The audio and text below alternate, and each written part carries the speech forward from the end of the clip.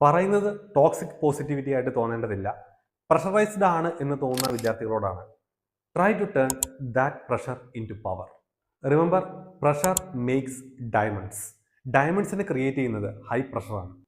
Exam സമയത്ത് നിങ്ങൾ അനുഭവിക്കുന്ന ആ ഒരു സ്ട്രെസ് ഉണ്ടല്ലോ, അത് ഒരിക്കലും പണിഷ്മെൻ്റ് അല്ല, അതൊരു പ്രഷർ ടെസ്റ്റാണ്. ആ ടെസ്റ്റ് ഉണ്ടെങ്കിൽ മാത്രമേ നിങ്ങൾക്ക് എക്സാമിൽ കൃത്യമായി സ്കോർ ചെയ്യാൻ പറ്റുകയുള്ളൂ. And that pressure reveals your true potential. നിങ്ങളുടെ ഉള്ളിൽ ഉറങ്ങിക്കിടക്കുന്ന ആ ഒരു വലിയ പവർ ഉണ്ടല്ലോ, ആ പവറിനെ പുറത്തേക്ക് കൊണ്ടുവരാനുള്ള ഒരു ടൂൾ മാത്രമാണ് എക്സാമിൻ്റെ സമയത്ത് നിങ്ങൾക്ക് മേൽ കൊണ്ടുവരുന്ന pressure. Stress when manage become strength. അതിനെ പ്രോപ്പറായി മാനേജ് ചെയ്യാൻ പഠിച്ചാൽ മാത്രം മതി.